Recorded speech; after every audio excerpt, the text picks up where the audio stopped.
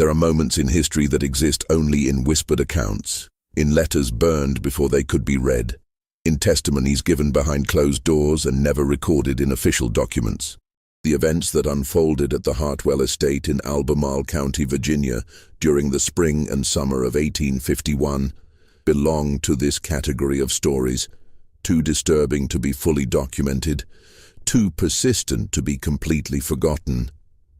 The first person to mention what happened was a postal clerk named Edgar Hutchins, who noted in a private journal, discovered only decades later, that he had delivered 3 separate letters to the county sheriff regarding highly unusual circumstances at the Hartwell property. But when researchers later searched the sheriff's records from that year, those letters were nowhere to be found. Someone had removed them, or perhaps destroyed them deliberately. Edgar Hutchins noted in his journal that the sheriff seemed visibly disturbed when receiving the 3rd letter, and had asked Edgar directly if he had read the contents. Edgar had not. The letters were sealed, but he noted that the sheriff's hands trembled slightly as he broke the seal. What we do know comes from fragments scattered across decades.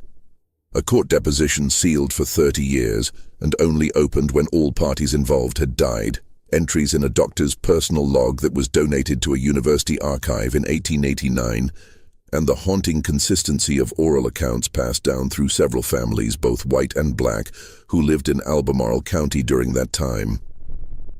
Each source confirms core details, while adding its own disturbing particulars. At the center of it all was a man known simply as Nathaniel. No surname appears in any document, no record of his birth, no mention of parents or origin. He existed in the historical record only as the Negro Nathaniel, or Hartwell's Nathaniel, as though his entire identity was defined by his relationship to the man whose death he would predict with such unsettling precision. But before we understand what Nathaniel did, we must understand where he did it, and to whom.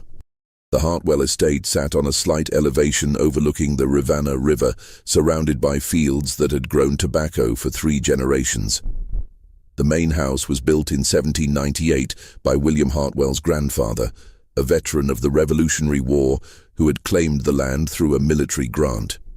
It was a substantial structure for the region. 2 stories of red brick, with white columns flanking the entrance, 6 chimneys rising from a slate roof, and windows that looked out over acres of cultivated land that stretched toward the river in neat, profitable rows. By 1851, the property was managed by William Hartwell, a man of 43 years who had inherited both the land and its 37 enslaved workers when his father died in 1847. William had not wanted to be a planter. According to letters preserved by his cousin, Margaret Daniels, William had hoped to study law in Richmond, had even begun an apprenticeship with a prominent attorney when he was 22. But his father's unexpected death from a riding accident had pulled him back to Albemarle County, back to responsibilities he had not sought but could not refuse. William always seemed like a man living a life intended for someone else, Margaret wrote in 1852, reflecting on her cousin's death. He fulfilled his duties, but without passion. He managed the estate competently, but took no joy in it. He attended to business with precision, but never ambition. It was as though he was simply occupying the role of William Hartwell, plantation owner, while his true self remained somewhere else, unfulfilled and gradually fading.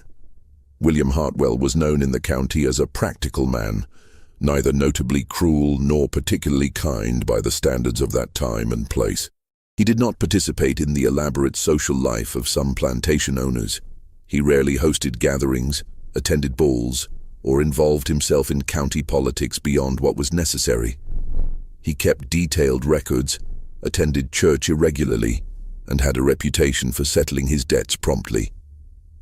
His overseer, Thomas Garrett, would later testify that Mr. Hartwell was fair in his dealings if distant in his manner. Those who knew him described a man of rigid routine. He rose every morning at 5 o'clock, took breakfast alone at 6, inspected his fields from 7 until noon, returned to the house for a simple lunch, spent afternoons reviewing accounts and correspondence, and retired to his study every evening at precisely 8 o'clock, where he would read for 2 hours before bed. This routine varied so little that household staff could set their own schedules by Mr. Hartwell's movements. You could mark time by Master Hartwell. Elizabeth Morris, who worked as a cook in the Hartwell house, told her daughter years later. He was like a clock himself, always moving through the same hours in the same way. Some of us used to wonder if he ever felt anything at all, or if he was just going through the motions that were expected of him. Looking back now, knowing what happened, I think maybe he was already disappearing long before he got sick. Maybe Nathaniel saw that before any of us did. Among the enslaved people on the Hartwell property, Nathaniel held an unusual position. He was not a field worker, though he had been one in his youth. By 1851, at approximately 35 years of age, Nathaniel served primarily as a personal attendant to William Hartwell. He prepared the master's clothes each morning, ensured his boots were cleaned, accompanied him on visits to neighboring properties, stood ready during meals to refill glasses or retrieve items, and maintained the study where Mr. Hartwell spent his evenings. But most significantly and most unusually, Nathaniel could read and write. This literacy was itself an anomaly that required explanation to anyone who learned of it. Virginia law in 1851 strictly prohibited teaching enslaved people to read or write, with substantial fines and even imprisonment for anyone convicted of violating the statute. The law had been strengthened after Nat Turner's rebellion in 1831, when fear of literate enslaved people organizing resistance had swept through the slaveholding states. Yet Nathaniel not only possessed these forbidden skills, he possessed them openly, using them in his daily duties. The most common explanation, mentioned in several accounts, was that William Hartwell's late mother, Catherine Hartwell, had taught Nathaniel when he was a child, sometime in the early 1820s, before the laws became more stringent and before the Turner Rebellion had changed attitudes about enslaved literacy. Catherine Hartwell had been known for her religious convictions and had apparently believed that enslaved people should be able to read the Bible. She had taught several enslaved children on the property before her husband discovered what she was doing and forbade it. But by then, Nathaniel, who would have been perhaps 8 or 9 years old, had already learned. Whether William Hartwell approved of this education or merely tolerated it as an accomplished fact that predated his own authority, no record explicitly states. But he clearly found Nathaniel's literacy useful. A man who could read and write was valuable for certain tasks that required trust and discretion. What is documented, however, and what would become central to everything that followed, was that William Hartwell had assigned Nathaniel the task of maintaining a household ledger. The assignment was straightforward enough. Nathaniel was to record certain household expenditures in a bound book. Purchases made for the main house, inventory of supplies, notes on repairs needed, records of items ordered from merchants in Charlottesville. It was menial clerical work, but it required literacy. And it gave Nathaniel something that most enslaved people never possessed: paper, ink, a legitimate reason to write without arousing suspicion, and hours alone with a book that was ostensibly for household accounts, but could contain anything he chose to write in moments when he was unobserved. Several people who lived through these events mentioned the ledger in their later testimonies, though the ledger itself has never been found. According to these accounts, Nathaniel kept his recordings in a large bound book with a leather cover, approximately 12 inches tall and 9 inches wide, its pages filled with his careful, measured handwriting. The book had been purchased by William Hartwell himself from a stationer in Charlottesville in 1848, intended specifically for household accounting. For the first 2 years, according to Thomas Garrett's testimony, Nathaniel used the ledger exactly as instructed. He recorded expenses, noted deliveries, tracked inventory. Thomas had examined the ledger multiple times during those years as part of his duties as overseer, and he confirmed that it appeared to contain nothing but legitimate household accounts. But sometime in early 1850, Nathaniel began to use the ledger for something else. Elizabeth Morris, who worked as a cook in the Hartwell house, would later tell her daughter, who told her own daughter, who finally shared the story with a historian in 1923, that she had once glimpsed inside this ledger when Nathaniel left it open on a kitchen table in the summer of 1851. What she saw was no longer household accounts. According to Elizabeth's account, passed down through 3 generations, the pages were covered with observations, not opinions or complaints, but simple factual statements written in a peculiar style, each one dated with meticulous precision. March 12, 1851. Master rose at 5:07, took 3 full breaths before coughing at breakfast. Cough lasted 4 seconds, declined second cup of coffee. March 19, 1851. Master's hands trembled when signing correspondence. Tremor lasted 4 seconds, affected right hand only. Master did not appear to notice. March 24, 1851. Master paused twice while climbing stairs, each pause approximately 8 seconds, breathing slightly labored upon reaching top. April 2, 1851. Master dismissed afternoon inspection, stated he felt unwell, retired to his room at 2 o'clock instead of 5, did not emerge for dinner. April 14, 1851. Master refused dinner, complained of pressure behind eyes, retired immediately to his room, heard pacing until past midnight. April 19, 1851.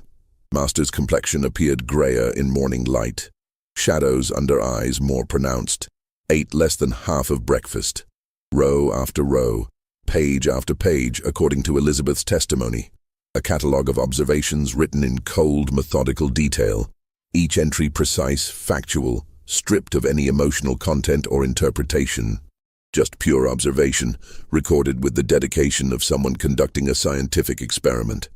Elizabeth told her daughter that she had felt a chill reading those lines, even in the warm kitchen. It was like looking at a list of symptoms, she said. Like the kind of thing a doctor might write down, except there was something about the way Nathaniel had recorded it all. So patient, so thorough, so deliberate, that made it feel like something else. Like he wasn't just noticing these things, like he was waiting for them. When Elizabeth had looked up from the ledger, she found Nathaniel standing in the doorway, watching her.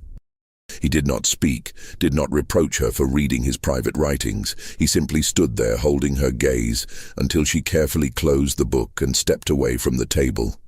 "You understand what you saw?" Nathaniel asked her quietly. Elizabeth, frightened now, shook her head. "I am watching," Nathaniel said simply.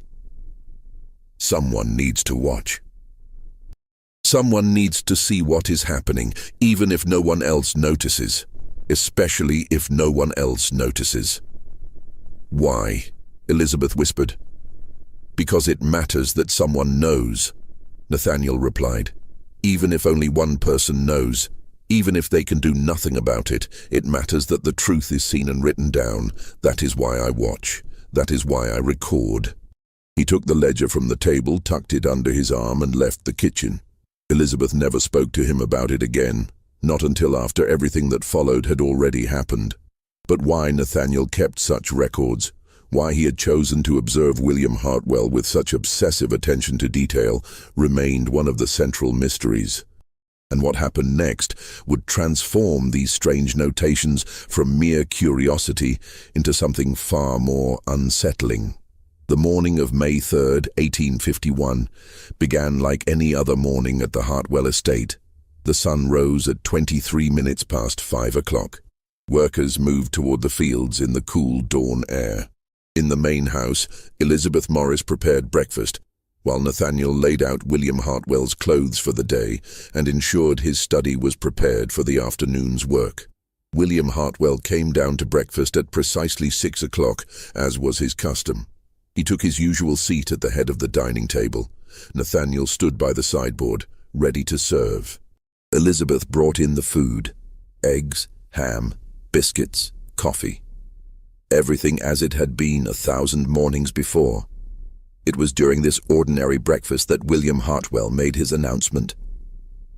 "I will travel to Richmond on May 9th, he said, speaking to no one in particular, as he often did at breakfast. "The Richmond merchants need to finalize contracts for this year's tobacco crop. I expect to be gone for 5 days, returning on the 13th or 14th. Thomas, you will oversee operations in my absence. Thomas Garrett, who was present for the morning's instructions, he often joined Mr. Hartwell for breakfast to discuss the day's work, nodded his acknowledgement. Yes, sir, everything will be maintained. According to Thomas Garrett's deposition, given under oath 6 months later in October of 1851, what happened next occurred so quickly and so unexpectedly that he initially thought he had misheard. Nathaniel, who had been standing motionless by the sideboard as he always did, spoke. Master will not make that journey. The words hung in the air. William Hartwell looked up from his breakfast, his fork paused halfway to his mouth. Thomas Garrett turned to stare at Nathaniel. Even Elizabeth Morris, who was returning to the kitchen, stopped in the doorway. William Hartwell set down his fork carefully. His expression was not angry, Thomas testified, but surprised. Nathaniel almost never spoke unless directly addressed, and certainly never contradicted his master. "What did you say?" Mr. Hartwell asked. His tone was neutral, genuinely curious. "You will not travel to Richmond, sir," Nathaniel repeated. His voice, according to Thomas's testimony, was flat and factual, as though he were reading an entry from his ledger. "The journey will not occur." William Hartwell stared at Nathaniel for a long moment. Thomas Garrett later stated that he expected Mr. Hartwell to become angry at this presumption, to demand what right a slave had to make such a statement. But instead, William Hartwell did something that Thomas found remarkable enough to mention specifically in his testimony. He asked a follow-up question. "Why would you say such a thing?" Nathaniel met his master's gaze directly, another unusual behavior that Thomas noted. "Because it is true, sir. I have observed that you will not make this journey."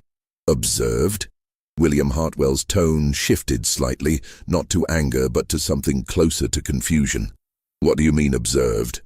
"I have been watching, sir. I've been recording what I see. And what I see tells me that you will not travel to Richmond in 6 days. Thomas Garrett testified that the silence that followed was deeply uncomfortable. William Hartwell continued to stare at Nathaniel, who stood perfectly still, his hands at his sides, his expression neutral. Finally, Mr. Hartwell spoke again. "You are being presumptuous." "No, sir. I am being factual. You cannot know whether I will make this journey or not." "I can, sir. I do." William Hartwell picked up his fork again, though Thomas noted he did not actually eat anything. "We will see about that," he said quietly. "You are dismissed." Nathaniel bowed slightly and left the dining room, taking the household ledger, which he had been carrying tucked under his arm, as he often did, with him. After Nathaniel left, Thomas Garrett testified. William Hartwell sat in silence for several minutes, not eating, not speaking, just staring at his plate. Finally, Thomas felt compelled to break the silence. "That was strange behavior, sir. Shall I speak to him about overstepping his bounds?" William Hartwell shook his head slowly. "No, leave him be." He paused, then added something that Thomas found odd enough to remember verbatim. "I want to see if he is right." Thomas did not understand what his employer meant by that statement. At the time, he assumed it was merely an expression, that Mr. Hartwell wanted to prove Nathaniel wrong, to demonstrate that the journey would indeed occur despite the slave's bizarre pronouncement. But looking back, Thomas would later testify, he wondered if William Hartwell had meant something else entirely. Perhaps he wanted to see if Nathaniel was right, because some part of him already suspected that the statement was true, that something was wrong in ways he had not yet admitted to himself. 3 days later, on the morning of May 6th, William Hartwell woke with severe pain in his abdomen that made it impossible for him to leave his bed, much less travel to Richmond. Dr. Marcus Sullivan maintained a medical practice in Charlottesville, approximately 8 miles from the Hartwell estate. He served several prominent families in Albemarle County and had known William Hartwell since William was a child. Dr. Sullivan's personal medical log from 1851, now housed in the archives of the University of Virginia, contains detailed entries about William Hartwell's condition, written in the precise, scientific language typical of mid-19th century physicians.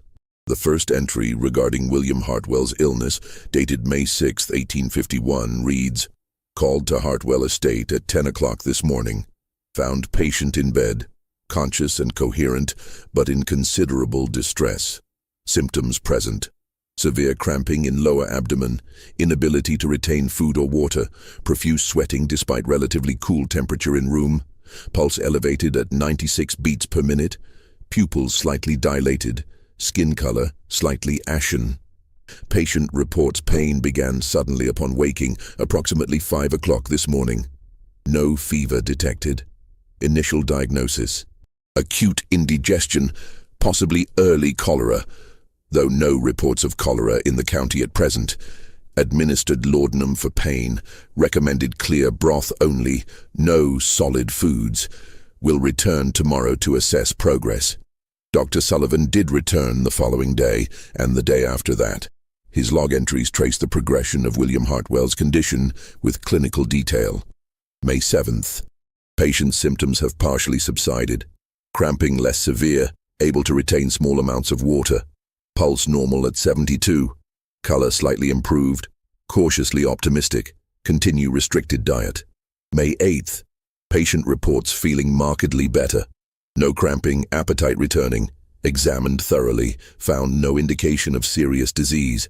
Suspect acute digestive upset, perhaps from spoiled food. Now resolved. Patient expresses desire to resume normal activities. Advised gradual return to regular diet and activities over next few days. William Hartwell did not travel to Richmond.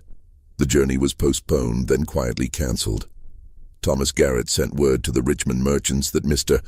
Hartwell had been unwell and would need to reschedule the meeting for later in the summer. And Nathaniel, according to multiple testimonies, said nothing at all about his prediction having come true. He continued his usual duties, silent and attentive, as though he had never made any unusual pronouncement. When Elizabeth Morris saw him in the kitchen the day after Mr. Hartwell fell ill, she asked him directly, "How did you know Master would get sick?" Nathaniel looked at her with those calm, unreadable eyes and said simply, "I did not know he would get sick. I knew he would not make the journey. That is all I said. That is all I knew." "But it's the same thing," Elizabeth protested. "Is it?" Nathaniel replied, and walked away before she could respond. Dr. Sullivan visited the Hartwell estate 3 more times during the following week. His notes indicate growing confidence that Mr. Hartwell had recovered from whatever had ailed him. By May 14th, Dr. Sullivan wrote, "Patient much recovered. Resumed normal diet without incident.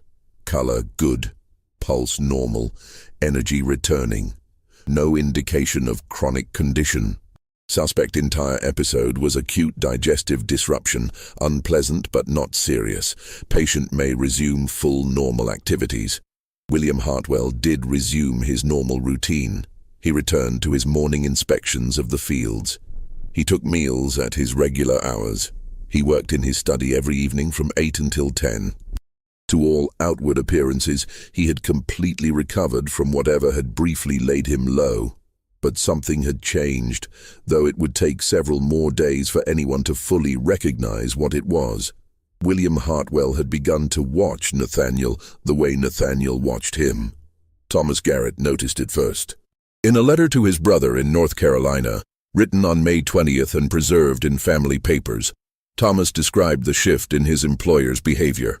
"Mr. Hartwell has become oddly preoccupied with his servant Nathaniel. He watches the man constantly, follows his movements around rooms, asks him questions about trivial matters as though testing him. Yesterday I observed Mr. Hartwell staring at Nathaniel for several minutes while the man was arranging books in the study. When I asked if something was wrong, Mr. Hartwell seemed startled, as though he had not realized he was staring. He said only, 'He knew, Thomas. He said I would not make the journey, and he was correct. How did he know?' I suggested it was mere coincidence. The man made a guess that happened to be accurate. But Mr. Hartwell shook his head and said, "It was not a guess. You heard how he said it. He spoke with certainty, as though he could see something I could not." I did not know how to respond to that. Elizabeth Morris observed the same phenomenon from her position in the household. She later told her daughter that Mr. Hartwell began finding excuses to be in rooms where Nathaniel was working, watching him perform simple tasks, polishing boots, dusting shelves, preparing the master's clothes for the day. It was like Master Hartwell was trying to figure something out, Elizabeth recalled. Like he was studying Nathaniel the way you might study a puzzle or a strange animal you'd never seen before. And Nathaniel, he just went about his work like nothing was different. But I could tell he knew he was being watched. Of course he knew. Nathaniel always knew everything that was happening around him.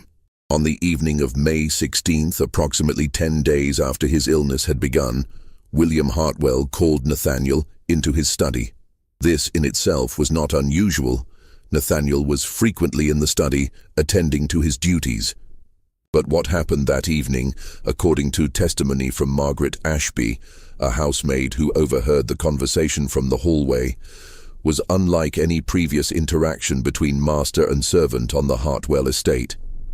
Margaret Ashby was 23 years old in 1851. She had worked in the Hartwell house since she was 15, brought there from a neighboring property when William Hartwell's father was still alive. In 1889, when she was in her 60s and had been free for more than 20 years, she gave a statement to Reverend James Henley, a minister who was collecting oral histories from formerly enslaved people in Virginia. Her account of what she heard that evening in May 1851 was remarkably detailed, preserved in Reverend Henley's notes, which are now part of the collection at Hampton University. According to Margaret's testimony, she was walking past the study to bring fresh linens upstairs when she heard Mr. Hartwell's voice, raised slightly, not shouting but speaking more loudly than usual, with an edge of frustration. "I want to understand," Mr. Hartwell was saying. "You said I would not make the journey. 3 days later I fell ill. The timing cannot be coincidental." Margaret paused in the hallway. She knew she should not eavesdrop, but something in Mr. Hartwell's tone stopped her. He sounded not angry but almost pleading, desperate to understand something. Nathaniel's voice when he replied was as calm and measured as always. "I did not make you ill, sir. I only observed that you would not travel." "How?" The word came out sharply. "How did you observe that?" "I watched, sir. I have always watched." "Watched what?" "You, sir. I watch you." There was a pause. Margaret testified that she could hear papers rustling, as though Mr. Hartwell was fidgeting with documents on his desk. Then his voice came again, quieter now but more intense. "What do you mean, you watch me? In what way?" "I observe your patterns, sir. Your behaviors, your habits, the small changes that others do not notice." "What changes?" "Everything changes, sir. Every day brings small shifts. Most people do not pay attention to them, but I do." Another pause. Then Mr. Hartwell asked the question that Margaret remembered most clearly, the question that made her skin prickle. "Are you watching me now? At this moment?" "Yes, sir. I am always watching." "And what do you see?" Margaret stated in her testimony that Nathaniel's pause before answering was longer this time, perhaps 5 or 6 seconds. When he spoke, his words were carefully chosen. "I see a man who is afraid, sir. A man who wants answers to questions he has not yet fully formed. A man who suspects something is wrong but cannot name what it is. A man who looks at me and wonders if I am his enemy or his witness. Which are you?" "I am your witness, sir. I see you. I record what I see. That is all. Show me, sir. Show me what you have recorded. I know you keep that ledger. I've seen you carrying it constantly. Show me what you have written, have." Margaret testified that she heard footsteps then, and she quickly moved away from the door, hurrying toward the stairs with her linens. She did not want to be caught listening. But as she climbed the stairs, she looked back and saw Nathaniel standing in the study doorway, the leather-bound ledger in his hands, watching her go. His expression, she said, was not accusatory or angry. It was simply aware. He knew she had been listening, and he did not care. What happened after that, what William Hartwell saw when he looked through Nathaniel's ledger that evening, would become central to everything that followed. Dr. Marcus Sullivan happened to be visiting the Hartwell estate on May 17th, the day after William Hartwell had demanded to see Nathaniel's ledger. The visit was routine. Dr. Sullivan wanted to check on his patient's recovery and ensure that the illness had truly passed. What he found instead was William Hartwell sitting in his study, the leather-bound ledger open before him on the desk, staring at its pages with an expression that Dr. Sullivan described in his medical log as profound disturbance. Dr. Sullivan's entry from that day is longer than most, suggesting that what he witnessed affected him deeply. May 17, 1851. Visited Hartwell estate for follow-up examination. Found patient in study, not ill but visibly shaken. Upon inquiry, patient showed me a ledger kept by his servant Nathaniel. The contents are extraordinary and deeply unsettling. The ledger appears to have been intended for household accounts, and the first many pages do contain such records, expenses, inventory, repairs. But starting approximately in early 1850, the entries change in nature entirely. What follows are pages upon pages of observations about Mr. Hartwell himself. Not opinions or narratives, but factual notations of remarkable specificity. The time he rises each morning, recorded to the minute. The duration of his breakfast, the number of times he coughs, the moments when his hands tremble, the days when he climbs stairs more slowly than usual, the nights when he paces in his room, the meals he leaves unfinished, the times when he pauses in his speech or loses focus during conversation. I reviewed more than 50 pages of such entries dating back over a year. The level of detail is extraordinary. This man, Nathaniel, has been watching his master with the intensity of a physician conducting a clinical study. But it is more than clinical observation. There is something deeply unsettling in the accumulated weight of these notations, as though one is reading a chronicle of slow deterioration written by someone who sees every tiny symptom as it emerges, long before the patient himself notices anything wrong. Most disturbing, I compared Nathaniel's observations to my own medical notes from visits to Mr. Hartwell over the past year. The servant's observations correlate precisely with symptoms I had noted but dismissed as trivial or temporary. Occasional digestive complaints, mild fatigue, moments of what I attributed to distraction, but which Nathaniel recorded as loss of focus lasting 7 seconds or difficulty following conversation thread. Nathaniel saw patterns in symptoms I had treated as isolated incidents. When I asked Mr. Hartwell how long Nathaniel had been keeping these records, he said he did not know. He had only just discovered them yesterday. When I asked the servant himself what purpose these observations served, Nathaniel replied, "To see the pattern, sir. Everything has a pattern. I watch Master Hartwell to see his pattern." I asked if he maintained such records about others. He said, "No, sir. Only Master Hartwell requires this attention." I asked what he meant by requires this attention. Nathaniel's answer, "Everyone should be truly seen at least once in their life, sir.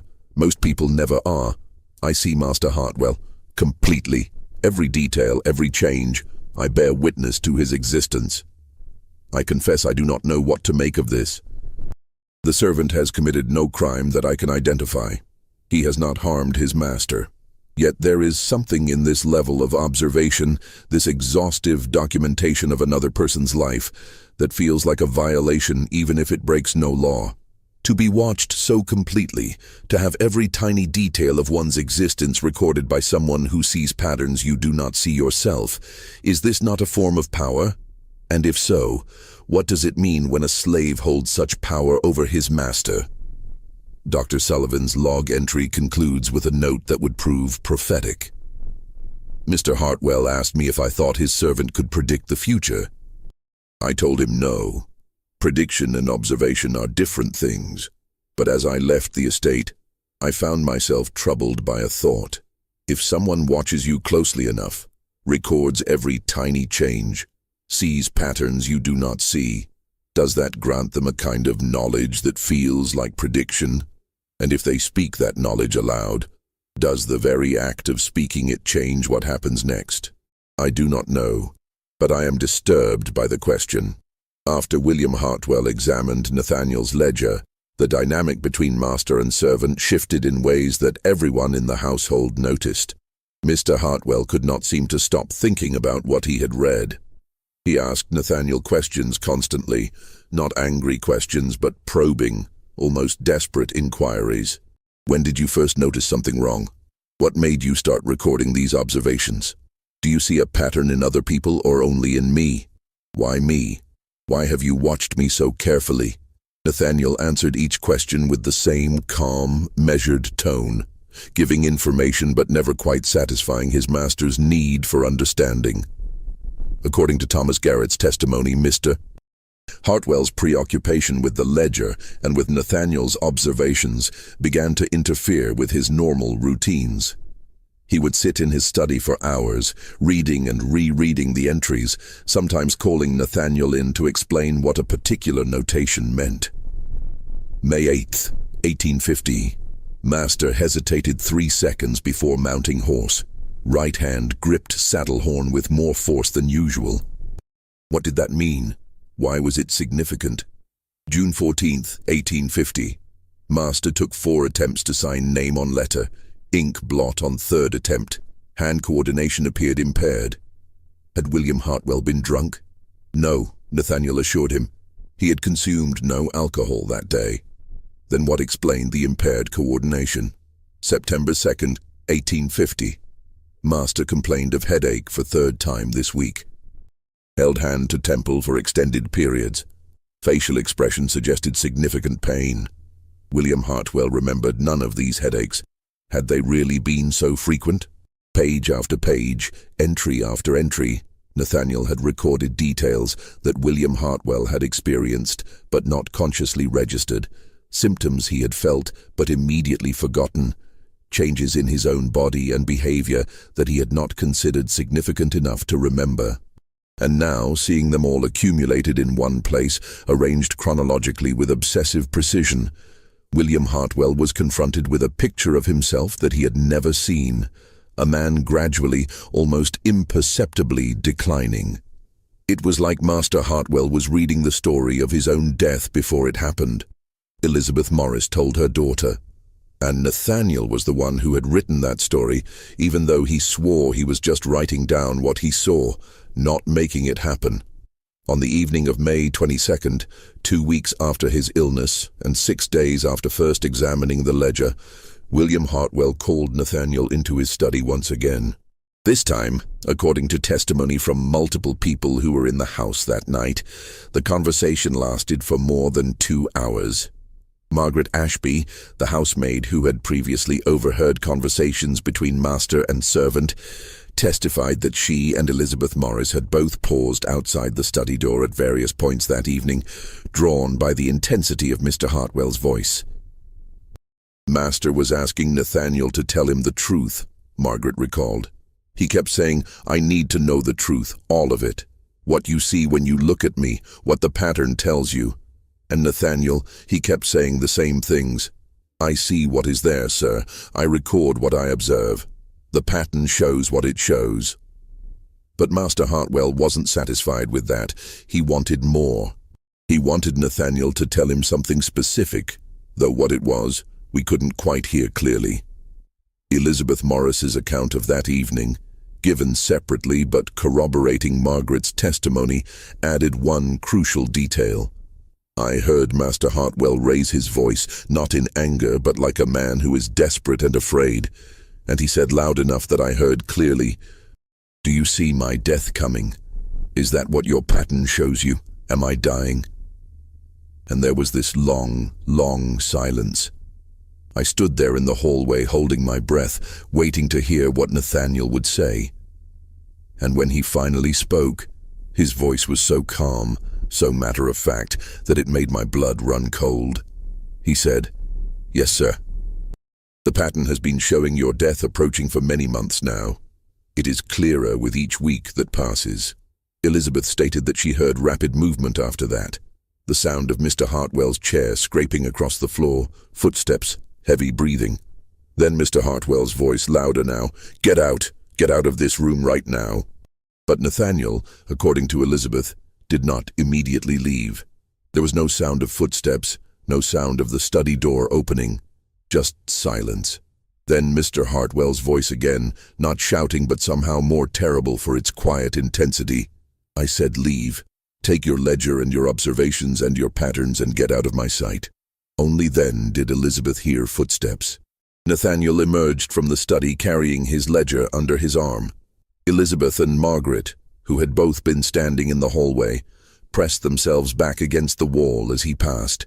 Nathaniel's expression, they both later testified, was completely neutral, not smug, not satisfied, not angry, not afraid, just empty and calm, as though he had simply completed a task that needed completing. After Nathaniel left, Margaret and Elizabeth heard sounds from the study that suggested Mr. Hartwell was weeping. By the following morning, every person on the Hartwell estate, enslaved and free, in the house and in the fields, knew that Nathaniel had told Master Hartwell he was going to die. The story spread through the enslaved community in the brief moments when people could speak beyond the hearing of white ears, in the pre-dawn darkness before work began, in the fields when the overseer was at the far end of a row, in the quarters after the sun went down. But unlike many pieces of news that traveled through this invisible network of communication, this story was not greeted with secret satisfaction or carefully hidden joy. Instead, it was received with unease and fear. "We didn't know what it meant," Samuel Cross would later recall. Samuel was 23 years old in 1851, working as a field hand on the Hartwell estate. In an interview conducted in 1902, when he was 74 and had been free for nearly 40 years, he spoke about the atmosphere in the enslaved community during those strange months. "Most of us had no love for Master Hartwell," Samuel said bluntly. "He wasn't the cruelest master in the county, but he owned us, and that's all that needed to be said about him. So you might think we'd be happy if he was going to die, but it wasn't that simple. What would happen to us if Master Hartwell died? Would we be sold off separately? Would a worse master take over? And more than that, how did Nathaniel know? What had he done?" Some folks thought Nathaniel had cursed Master Hartwell somehow. Others thought he'd put poison in the master's food, slow and gradual, so no one could tell. And some of us thought something stranger, that Nathaniel had looked at Master Hartwell with eyes that saw too deep, and that kind of seeing was its own form of power. The White household staff discussed the situation more openly, though with no less confusion. Thomas Garrett confronted Nathaniel directly 2 days after the incident in the study, pulling him aside near the stables and demanding an explanation. "What did you say to Mr. Hartwell?" Thomas asked. His testimony from October 1851 includes this entire exchange because, he stated, the servant's words were so strange that I felt compelled to record them as precisely as I could remember. "I told him the truth, sir," Nathaniel replied. "He asked me what I saw in the pattern of my observations, and I told him." "You told him he was going to die?" "I told him the pattern indicates he will not survive the summer, sir. That is what the evidence suggests." Thomas testified that he felt a surge of anger at this calm pronouncement. "You have no business saying such things. It's not your place to predict your master's death. It's dangerous and inappropriate." "It is not a prediction, sir. It is an observation." "An observation of what? You're not a doctor. You have no medical training. How can you possibly know such a thing?" Nathaniel looked at Thomas with what Thomas described as a teaching expression. The patient look of someone explaining something simple to someone who struggles to understand. "I do not need medical training to see patterns, sir. I need only attention and time. I have watched Master Hartwell every day for years. I have recorded hundreds of observations. And when you accumulate enough data, when you watch closely enough and record precisely enough, patterns become visible. The pattern I see is clear. Master Hartwell's health has been declining in small increments for more than a year. The decline is accelerating. Based on the progression I have documented, I calculate that he has approximately 3 to 4 months remaining, possibly less. Calculate? Thomas seized on the word. You're talking about a man's life as though it's a mathematical equation. Everything is a mathematical equation, sir, if you have enough data. Life, death, health, illness, all of these follow patterns. Most people simply do not pay close enough attention to see them. And you do. You've appointed yourself to watch your master's decline and record it like some kind of experiment. Someone should watch, sir. Someone should see. Someone should bear witness and record the truth. Why should I not be that someone? Thomas testified that he had no answer to this question. He wanted to say that it was presumptuous, that it violated the proper relationship between slave and master, that there was something fundamentally wrong in what Nathaniel had done, even if he could not articulate exactly what law or moral principle had been violated. Master Hartwell is going to die because you said he would die, Thomas finally asked. Is that what this is? Some kind of curse? Nathaniel shook his head slowly. No, sir. Master Hartwell is going to die because his body is failing. I did not cause the failure. I only noticed it earlier, and more thoroughly than anyone else. Whether I had spoken or remained silent, whether I had recorded my observations or kept them only in my mind, the outcome would be the same. I have merely made explicit what was already true. I have given voice to a reality that was present whether acknowledged or not.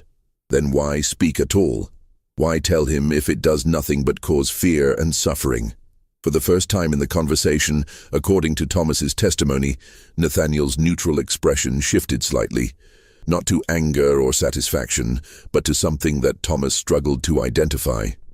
Later, reflecting on that moment, Thomas decided the expression had been something like sadness, though he could not be certain.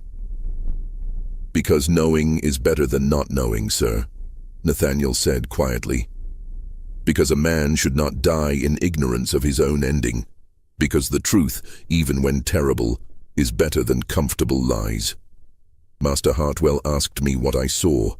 I told him. That is all. Thomas had no response to this.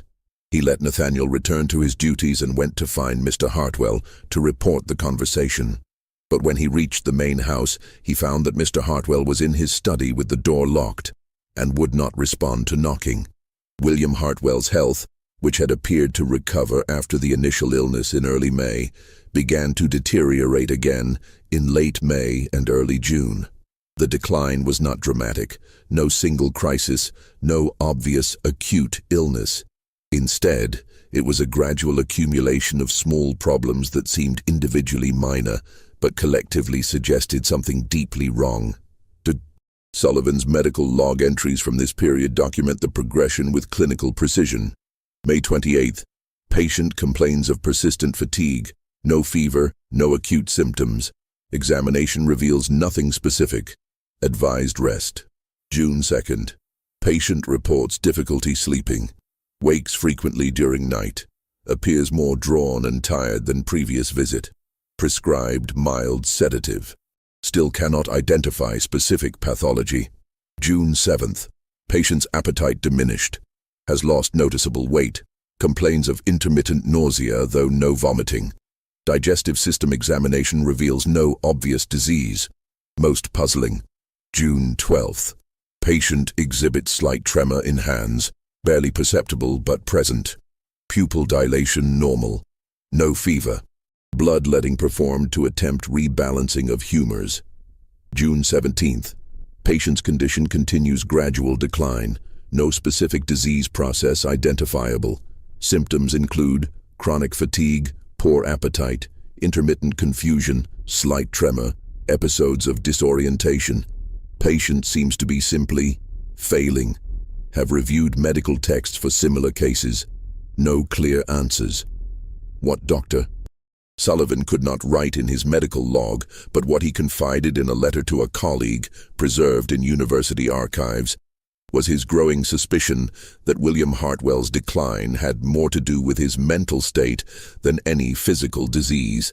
I find myself considering the possibility that my patient is, in some sense, dying of fear. He has become convinced that his servant's prediction will come true, and this conviction appears to have robbed him of the will to fight whatever is occurring in his body.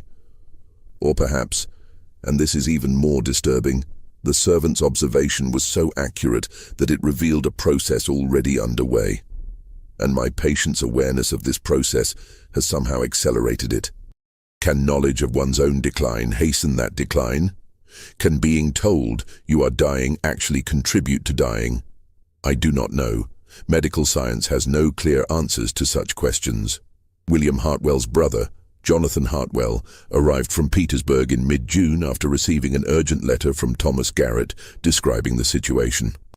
Jonathan's own letters to his wife Clara, preserved in family papers, provide a vivid picture of what he found when he reached the estate. June 18th, 1851. Dearest Clara, I arrived at William's estate this afternoon, and I am deeply troubled by what I have found. William is greatly changed since I saw him last Christmas. He has aged 10 years in 6 months. But more disturbing than his physical decline is his mental state. He is obsessed with his servant Nathaniel, and with a ledger this man has kept, recording observations about William's daily life in exhaustive detail. William showed me this ledger. Clara, I have never seen anything quite like it. Page after page of notations. Master coughed 4 times during breakfast. Master's hands trembled for 7 seconds while reading. Master paused twice when climbing stairs. Hundreds of such entries, stretching back more than a year. The cumulative effect is deeply unsettling. It is like reading a chronicle of William's life, written by someone who sees him more clearly than he sees himself. William is convinced this servant has somehow predicted his death. He speaks of little else.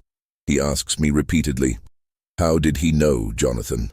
How did he see what I could not see? What else does he know about me?" I do not know how to answer these questions. The servant's prediction could be mere coincidence. People make grim pronouncements all the time, and occasionally one happens to come true. But William cannot let go of it. He has become convinced that Nathaniel possesses some form of uncanny knowledge, and this conviction is consuming him. The most troubling aspect, William both avoids Nathaniel and seeks him out constantly. He will not allow the man to leave the property, yet he can barely stand to be in the same room with him. Yesterday I watched William stare at Nathaniel for 5 full minutes while the man was arranging books in the study. When I asked what he was doing, William said, "I am trying to see what he sees when he looks at me. I'm trying to understand how I appear through his eyes." It is as though William has become an object of study to himself, seeing his own existence only through the reflection in his servant's observations.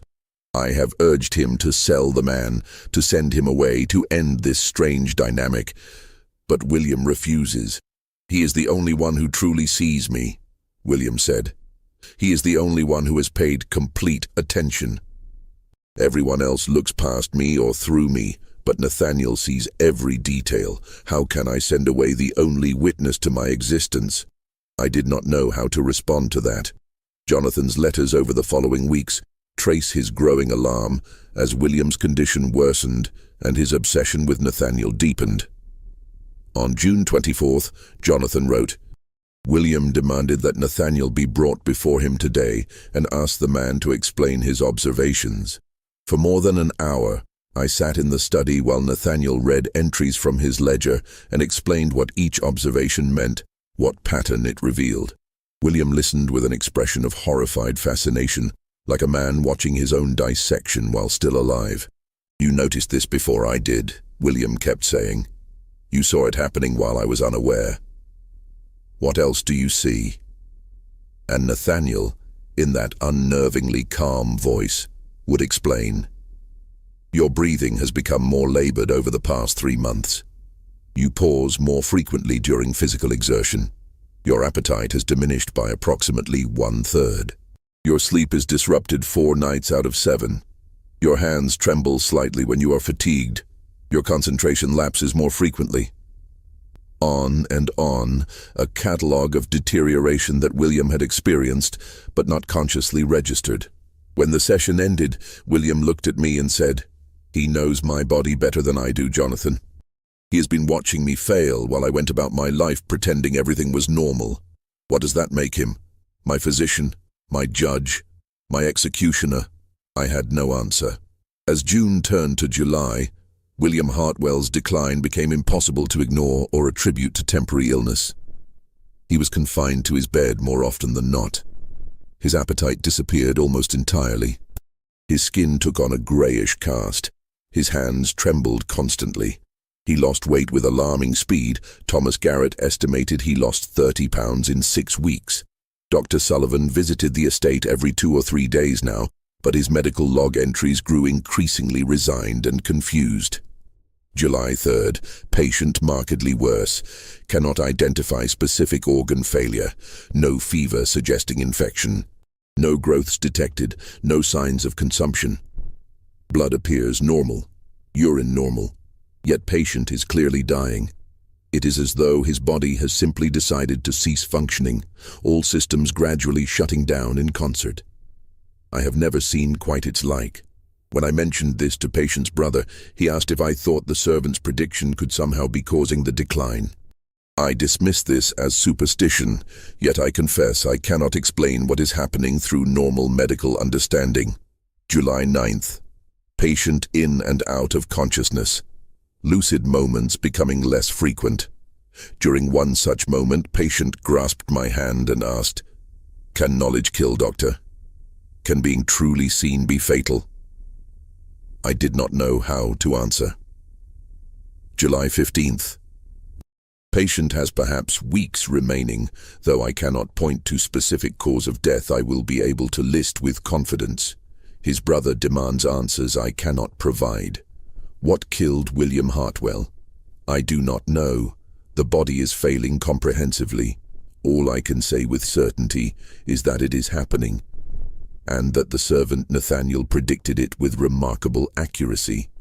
The household staff later reported that William Hartwell asked for Nathaniel multiple times during this period, sometimes wanting him near, other times demanding he be sent away. The relationship between master and servant had become something no one quite understood, not quite hostility, not quite dependence, but something stranger. A bond formed through observation and knowledge that transcended the normal categories of slave and master.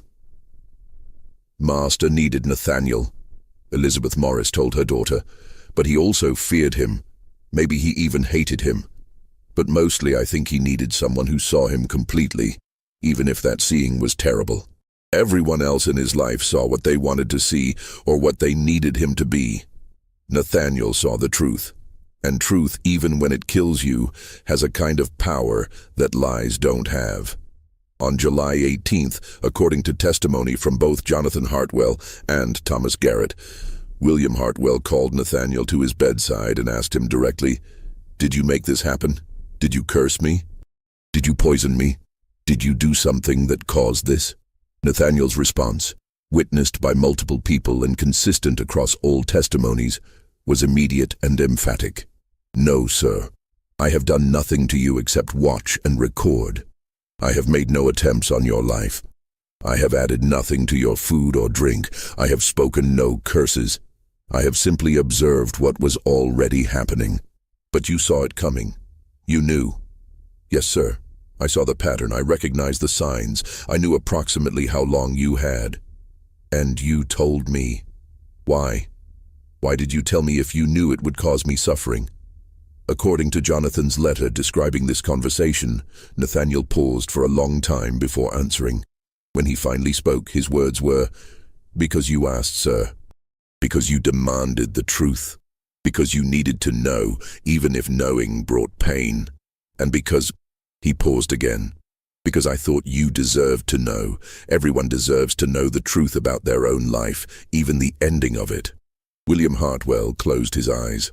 After several minutes of silence, he spoke again, so quietly that Jonathan had to lean close to hear.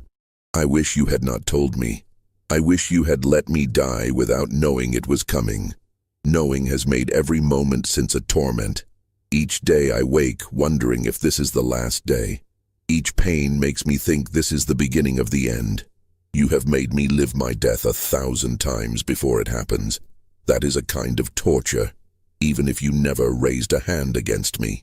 Nathaniel stood silent beside the bed. Finally, he said simply, "I am sorry for your suffering, sir, but I am not sorry for telling the truth." William Hartwell turned his face to the wall and did not speak to Nathaniel again for several days. The first week of August was marked by thunderstorms that rolled across Albemarle County in the afternoons, turning the roads to mud and filling the air with oppressive humidity. Inside the Hartwell house, William Hartwell's breathing became labored and irregular. The sound of it, harsh, rasping, struggling, could be heard throughout the second floor. Dr. Sullivan came every day now. His log entries had become brief, almost defeated. August 2nd, patient semi-conscious, breathing labored, no specific treatment to offer, patient is dying. August 5th, patient unresponsive most of the day, brief moments of clarity, end approaching. August 9th, patient continues to decline, days, perhaps a week remaining. Brother asks repeatedly what killed him. I have no adequate answer. Jonathan Hartwell's letters to his wife from this period convey the grim atmosphere in the house. August 7th, William is nearly gone. He breathes, his heart beats, but he is no longer truly present. The house feels like it is waiting, all of us waiting for the inevitable end that Nathaniel predicted months ago.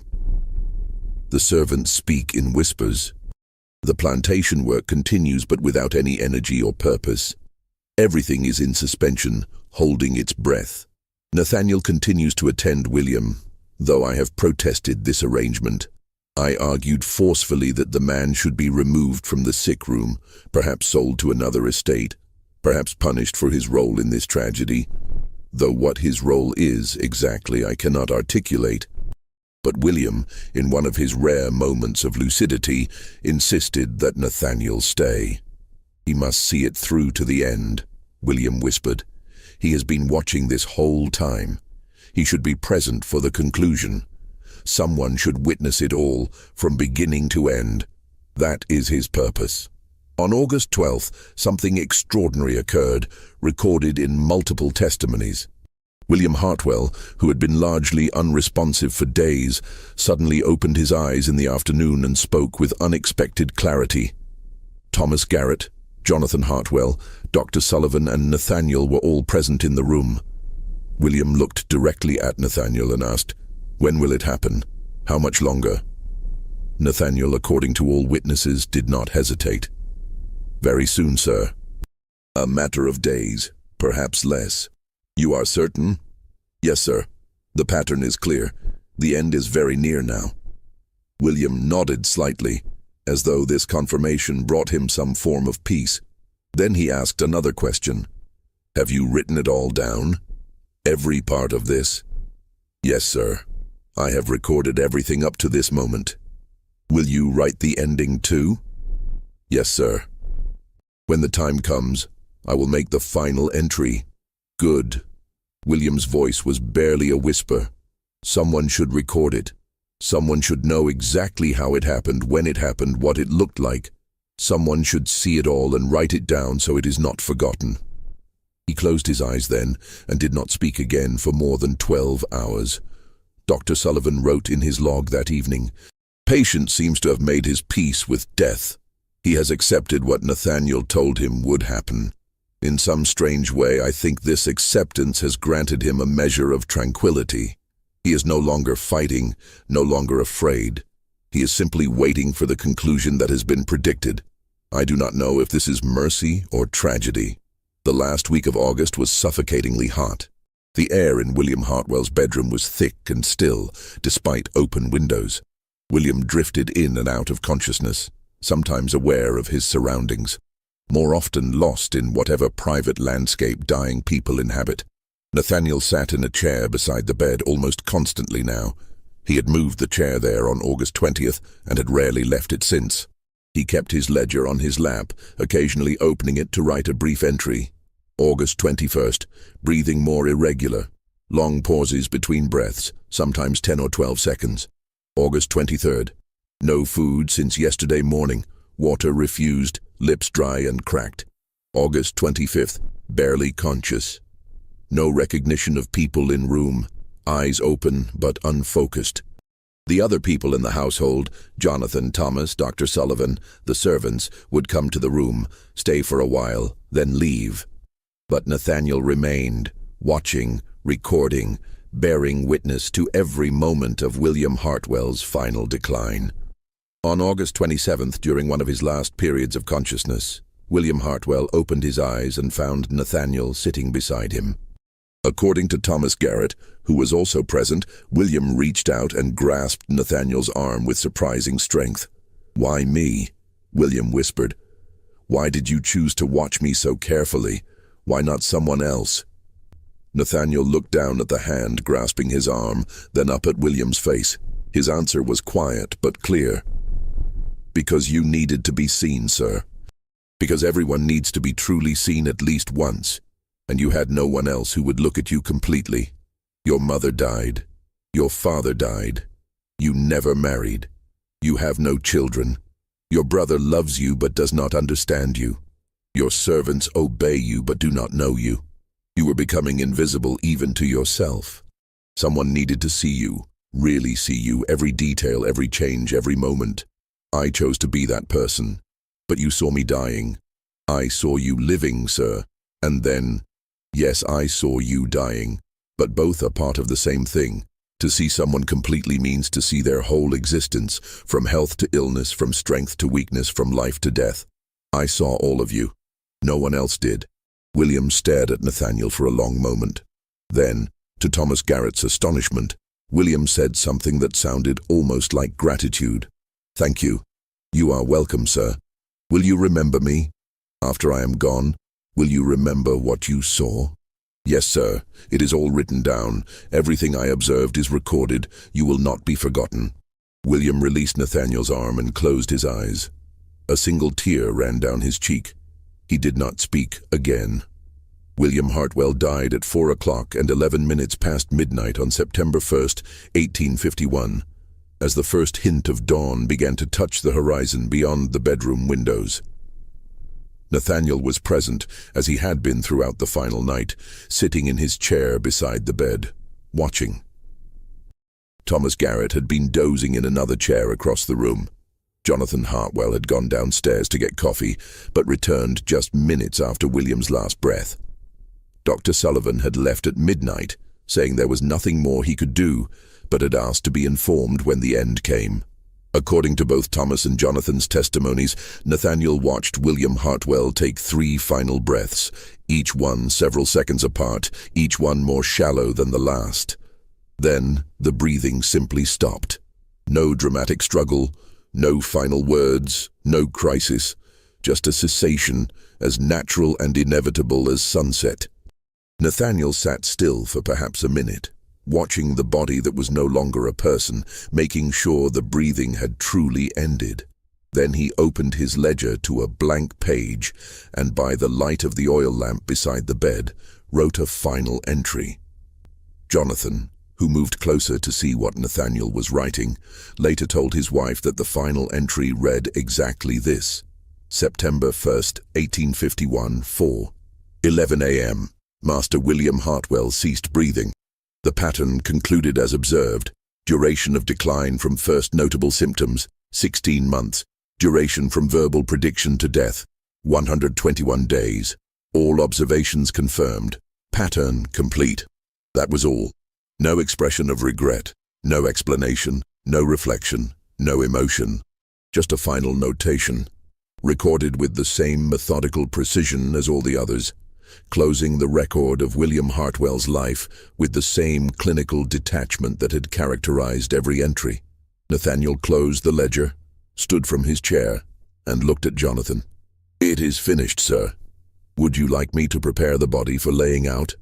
Jonathan, still processing what he had just witnessed, could only nod. Nathaniel set his ledger carefully on the chair where he had been sitting and began the practical work of preparing a dead man for burial.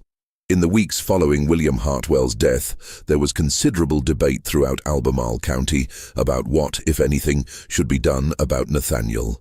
The story of the slave who had predicted his master's death had spread beyond the Hartwell estate, carried by visitors, by household staff, by field workers who traded news with workers from other plantations. Each retelling added new details or speculation until there were a dozen different versions of what had happened, ranging from the factual to the fantastical. Some in the county believed Nathaniel had somehow caused William Hartwell's death through poison administered slowly over months. Others thought he had cursed his master through some means no white person understood. Still others believed his prediction had been merely a lucky guess, that William Hartwell had been ill, and Nathaniel had made a dramatic pronouncement that happened by coincidence to prove accurate. But none of these explanations satisfied those who had witnessed the events closely or who had examined Nathaniel's ledger. There was something about the accumulated weight of observations, the patient precision of documentation, the systematic recording of decline that resisted simple categorization as murder, curse, or coincidence. The county sheriff, a man named Robert Dawson, came under increasing pressure from community members to conduct an official investigation. Some wanted Nathaniel arrested and tried for murder. Others simply wanted answers to explain the disturbing events at the Hartwell estate. Sheriff Dawson, according to records from his office, spent 3 weeks in September conducting interviews and examining evidence. He spoke with Dr. Sullivan, who stated unequivocally that he had found no evidence of poison or deliberate harm. He interviewed Thomas Garrett, who confirmed the timeline of events and Nathaniel's strange pronouncements. He questioned the household staff, Elizabeth Morris, Margaret Ashby, and others, all of whom testified that they had never seen Nathaniel do anything that could be construed as harming William Hartwell. Most significantly, Sheriff Dawson spent 2 full days reading through Nathaniel's ledger in its entirety, from the first household accounts recorded in 1848 through the final entry on September 1, 1851. His personal notes on this examination, preserved in county archives, reveal his struggle to make sense of what he was reading. September 18, 1851, have completed review of the Negro Nathaniel's ledger. The document is extraordinary. The observations contained therein are precise, methodical, and apparently factual. I can find no evidence of fabrication or exaggeration. The entries regarding household expenses in the early pages are accurate. I confirmed several against merchant records. The later entries regarding Mr. Hartwell's health and behavior have been verified as accurate by multiple witnesses. What disturbs me is not that Nathaniel recorded these observations, but the patient, systematic nature of the recording. This was not casual notice of a master's illness. This was sustained, deliberate documentation over more than a year. Nathaniel watched William Hartwell with an intensity that borders on obsession, noting details that even a physician might miss, accumulating evidence of decline that became impossible to deny once compiled in one place. But watching is not a crime. Recording is not a crime. Predicting, even if the prediction proves accurate, is not a crime. Nathaniel did not kill William Hartwell. Dr. Sullivan confirms this. The servants confirm this. The physical evidence confirms this. William Hartwell died of, and here Dr. Sullivan struggles to provide a definitive answer, what appears to be a comprehensive systemic failure of unknown origin. Yet I cannot shake the feeling that something deeply wrong occurred at the Hartwell estate, even if I cannot identify what law was broken. Can observation itself be a form of violence? Can sustained watching become a kind of violation? Can the act of recording another person's decline in exhaustive detail, of predicting their death and making them aware of that prediction, constitute a form of harm even if no poison was administered, no physical blow struck? I do not know. The law provides no clear guidance on such questions. Sheriff Dawson's conclusion, documented in a brief official report dated October 3, 1851, was that no crime had been committed. Nathaniel had not killed William Hartwell. He had simply predicted the death, and the prediction had proven accurate. But Sheriff Dawson added a personal note to the report, one that has been quoted by historians examining this case. I release the Negro Nathaniel from suspicion of criminal wrongdoing, but I do so with profound unease. What occurred at the Hartwell estate was not murder in any legal sense, yet it was something deeply troubling nonetheless. A man should not have to live his final months knowing that someone has been charting his deterioration with clinical precision, waiting for the inevitable conclusion with such patient certainty. There is a cruelty in that kind of attention, even if it never raised a hand in violence. I do not know what to call what Nathaniel did, but I know it was not mere observation. It was something more, something we do not yet have adequate language to describe. Under the terms of William Hartwell's will, drafted several years before his death, the estate passed to his brother Jonathan, who inherited both the land and all enslaved people. Jonathan Hartwell made it clear immediately that he wanted nothing to do with the estate or with the memory of his brother's final months. He sold the property to a land speculator in late October and arranged for the enslaved workers to be sold to various buyers across Virginia and North Carolina. Most of the people who had lived on the Hartwell estate were dispersed by early November 1851. Elizabeth Morris was sold to a family in Charlottesville. Thomas Garrett, being a white overseer, found employment on another plantation. Margaret Ashby was sold south to a plantation near Raleigh. Samuel Cross and most of the field workers were purchased as a group by a tobacco planter in Southside Virginia. Nathaniel's fate is less clear, obscured by conflicting accounts and the general lack of detailed records for enslaved people's movements during this period. Jonathan Hartwell's correspondence mentions Nathaniel only once after William's death. In a letter to his wife dated October 15th, Jonathan wrote, "I have concluded arrangements regarding all of my brother's former servants. Most have been sold to responsible buyers. As for Nathaniel, I have taken a different approach. I could not, in conscience, sell him to someone without warning them about what he is capable of, and what buyer would want a slave known for predicting his master's death. Nor could I keep him myself, for I cannot bear to look at him without thinking of William's final months. I have therefore taken a third option, one that seems fitting given the circumstances." But Jonathan never specified what that third option was. Some researchers have interpreted this to mean that Jonathan freed Nathaniel, unable to bear the moral weight of owning the man who had so thoroughly witnessed his brother's death. Others suggest Nathaniel was sold to traders heading to the Deep South, deliberately sent far away from Virginia where his reputation would not follow him. There is one detailed account, unverified and possibly apocryphal, that comes from Samuel Cross, who was quoted earlier in this narrative. In his 1902 interview, Samuel stated that he had seen Nathaniel one final time in early December 1851, approximately 3 months after William Hartwell's death. Samuel said he had been sent by his new owner to Charlottesville to pick up supplies. While walking along a road on the outskirts of town, he saw a man ahead of him who looked familiar.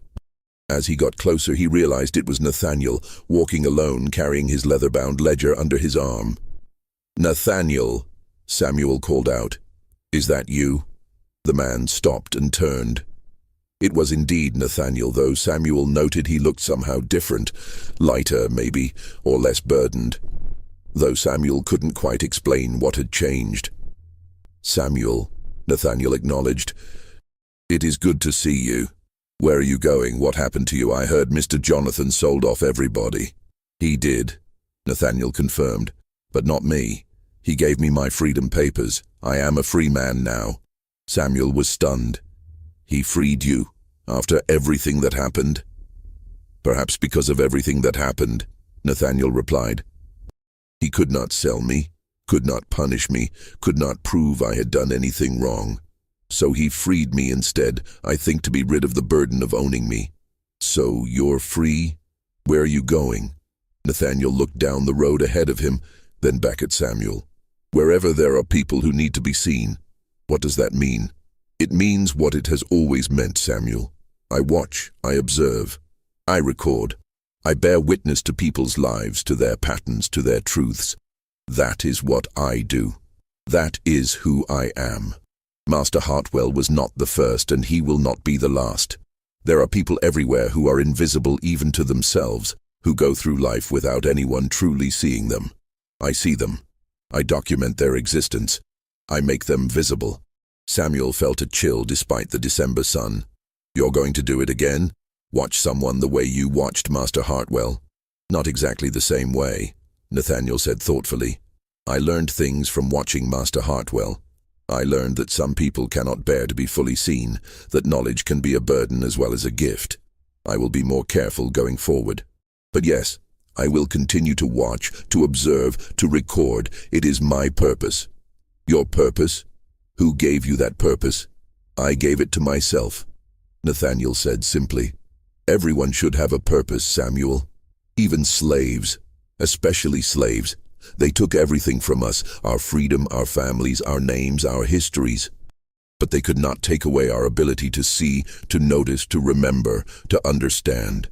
That is my resistance. That is my power. I see what they do not see. I know what they do not know. I remember what they forget, and I write it all down, creating a record that will outlast any of us. Samuel didn't know what to say to that. Finally, he asked, "Did you kill Master Hartwell, Nathaniel?" "Tell me the truth." Nathaniel shook his head slowly. "No, Samuel, I did not kill him. I only saw him clearly, more clearly than he saw himself, more clearly than anyone else saw him. And I told him what I saw. That is not murder. That is simply truth. But he died. He was always going to die, Samuel. We all are. I simply recognized the pattern earlier than others did. His death was already written in his body, in his behaviors, in the 1,000 small changes I observed and recorded. I did not write that story. I only read it more carefully than anyone else. What happened to your ledger? The one with all your observations about Master Hartwell? Nathaniel tapped the book under his arm. It is here, all of it. Every observation, every entry, from the first notation to the final one. I will keep it. Someday, perhaps, someone will read it and understand what I was doing, what I was trying to document. And what was that? A life, Nathaniel said simply. A complete life, seen from beginning to end by one witness who paid attention to every detail. That is rare, Samuel. Most people are never truly seen. They live and die with no one paying close attention, no one recording the truth of their existence. William Hartwell was fully seen, completely known, thoroughly documented. That is a gift, even if he did not experience it that way. Samuel had no response to this. After a moment of silence, Nathaniel shifted his ledger to a more comfortable position and prepared to continue walking. "Where will you go?" Samuel asked. "North, I think, toward Freedom States. There are others like me there, free black people who can read and write, who pay attention, who understand the power of documentation and witness. I will find them, and I will continue my work. Will I ever see you again?" Nathaniel smiled slightly, the first smile Samuel had ever seen on his face. "Perhaps. The world is smaller than we think, and patterns have a way of repeating. If our paths cross again, I will recognize you, Samuel. I never forget a face. I never forget anything I have truly seen." Then Nathaniel turned and walked down the road. Samuel watched him go, watched him grow smaller in the distance until he disappeared around a bend. Samuel never saw Nathaniel again and never heard any confirmed report of what became of him.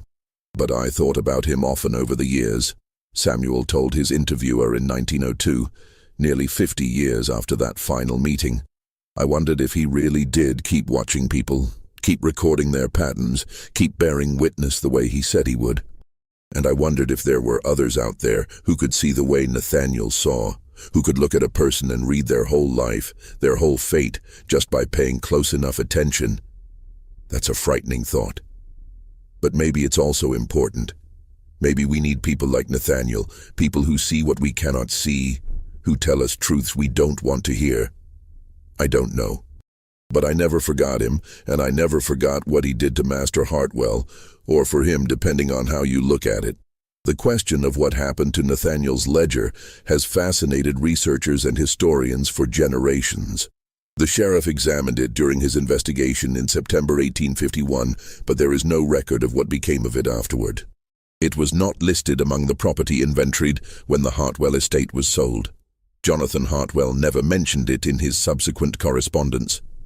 Thomas Garrett, when asked about it years later, said he had no knowledge of its location after Nathaniel left the estate. The most credible theory advanced by several historians is that Nathaniel took the ledger with him when he left Virginia, that it was among his few possessions when he gained his freedom, and that he kept it for the rest of his life, wherever that life led him. If so, the ledger might have been passed down to descendants, lost in a move, destroyed in a fire, or simply discarded when its keeper died and no one understood its significance. But there are persistent stories, mostly oral traditions in families descended from people who lived in Albemarle County in the 1850s, that suggest the ledger survived and surfaced occasionally over the decades. In 1871, a document dealer in Philadelphia reportedly examined a leather-bound book that contained what he described as extensive observations about a Virginia plantation owner's daily life and decline into death, written in a precise hand by someone who signed themselves only as N. The dealer mentioned this book in his catalog, but no record exists of it being purchased, and it was never seen again. In 1893, a woman in Ohio writing her memoirs mentioned that her father, who had been active in the Underground Railroad before the Civil War, had once shown her a remarkable ledger kept by a formerly enslaved man, documenting his master's life in extraordinary detail. She did not provide the ledger's location or any further details.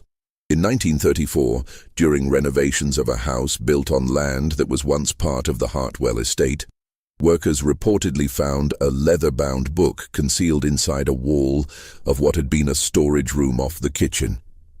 The same kitchen where Elizabeth Morris had once glimpsed Nathaniel's ledger lying open on a table.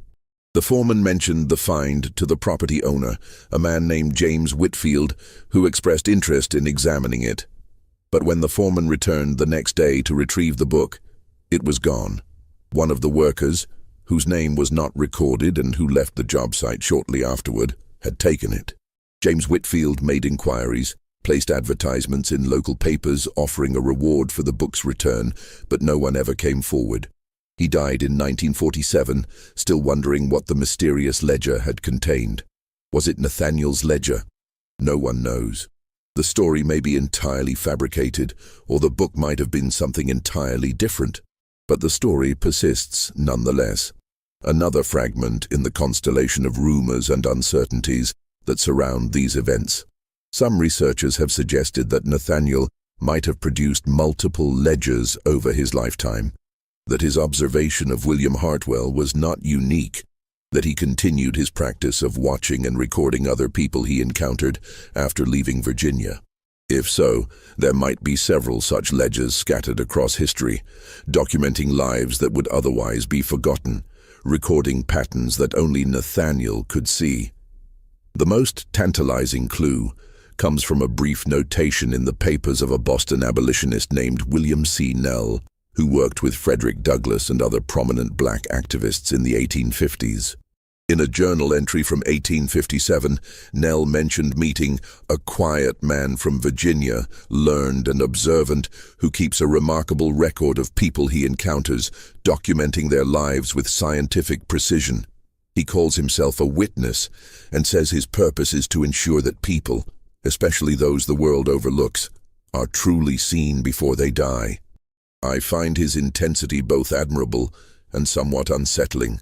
The man is not named, but several researchers have speculated that it might have been Nathaniel, 6 years after William Hartwell's death, continuing his practice of observation and documentation in the relative safety of Massachusetts, where he could not be enslaved again.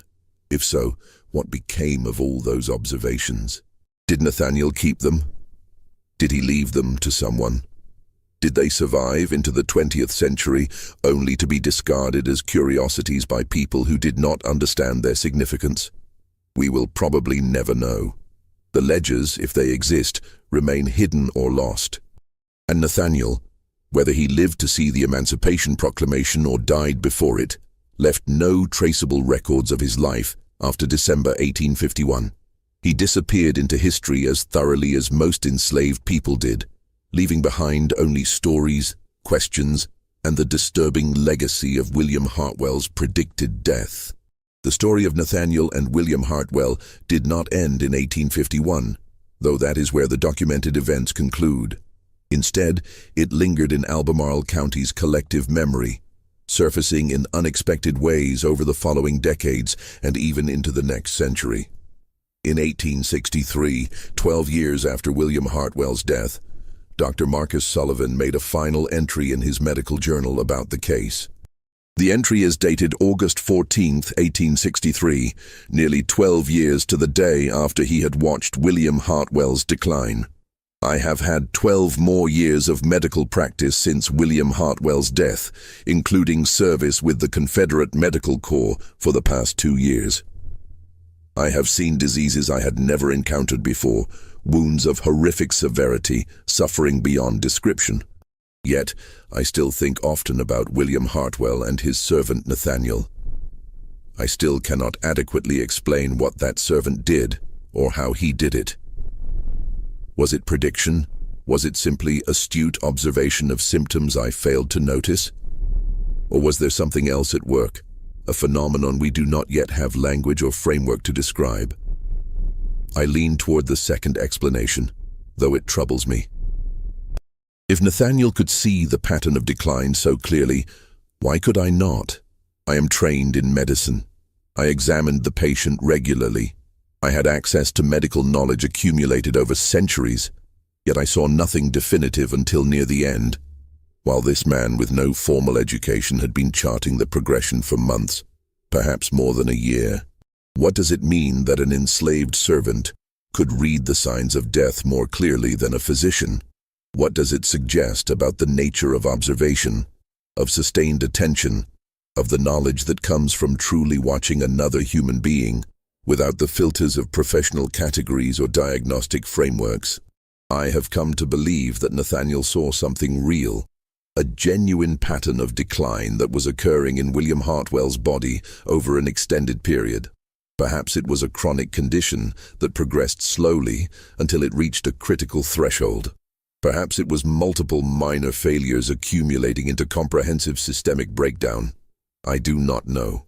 But Nathaniel saw it. Not through medical training, but through pure observation, through sustained attention, through the discipline of watching one person with absolute focus over an extended period. He saw patterns I missed because I was looking for discrete disease entities that matched my training, while he was simply watching a human being change over time. There is a lesson in that, though I am not sure I fully understand it yet. Perhaps the most powerful form of knowledge is not specialized expertise, but sustained attention. Perhaps we see most clearly not when we are looking for something specific, but when we are simply watching what is actually there. Nathaniel was, in his way, conducting a more rigorous study of William Hartwell than I ever did. He had a sample size of one, but he observed that one subject with absolute thoroughness. He documented everything, excluded nothing as irrelevant, made no assumptions about what mattered and what did not. He simply watched, recorded, and looked for patterns. That is empiricism in its purest form. That is science stripped of theory and preconception.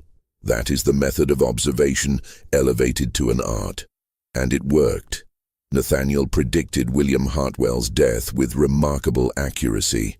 He saw the end approaching weeks before anyone else did. Whether his speaking that prediction aloud affected the outcome, whether knowledge itself became a factor in the disease process, I still cannot determine. But he saw the pattern. That much is undeniable.